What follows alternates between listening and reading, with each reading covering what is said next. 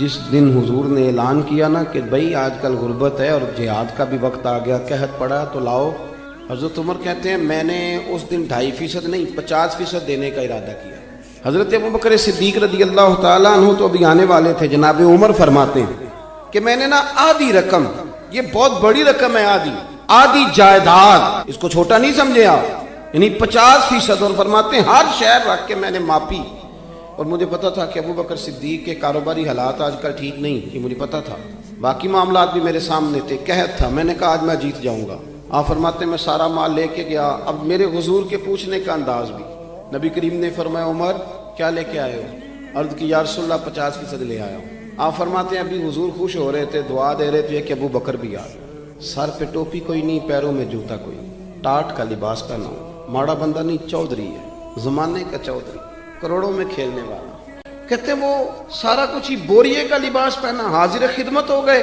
حضرت عمر کہتے ہیں میں تو پہلے بات پہ حیران تھا، کہتے ہیں مجھے حضور نے پوچھا تھا لے کے کیا آئے ہو، اور جب ابو بکر صدیق آئے اور سارا مال رکھا نا تو نبی پاک نے فرمایا ابو بکر گھر کیا چھوڑ کے آئے؟ بڑے سیانے تھے جناب صدیق اکبر، کیا خوبصورت جملہ کہا، یہ نہیں کہا حضور سارا کچھ لے آیا ہو، کیا چھوڑ کے آئے ہو؟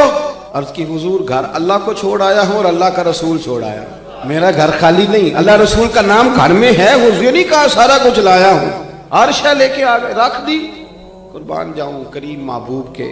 حضرت ابو بکر صدیق نے گردن جھکائی ہوئی ہے، ٹاٹ کا لباس ہے، حضور فرمانے لگے ابو بکر آپ کے آنے سے پہلے جبریل آئے تھے، انہوں نے بھی آج ٹاٹ کا لباس پہنا۔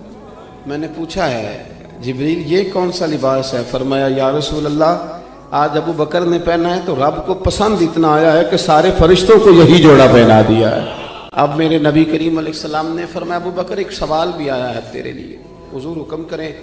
فرمایا رب فرماتا ہے تو سارا کچھ لے آیا ہے، تو نے ٹاٹ کا لباس پہن لیا ہے، یہ بتا تو اس حال میں اپنے رب سے راضی ہے کہ ناراض؟ حضرت صدیق اکبر کی تو چیخیں نکل گئی، عرض کی حضور میں کون ہوتا ہوں یہ فیصلہ دینے والا، حضور میں بڑا ہی راضی ہوں۔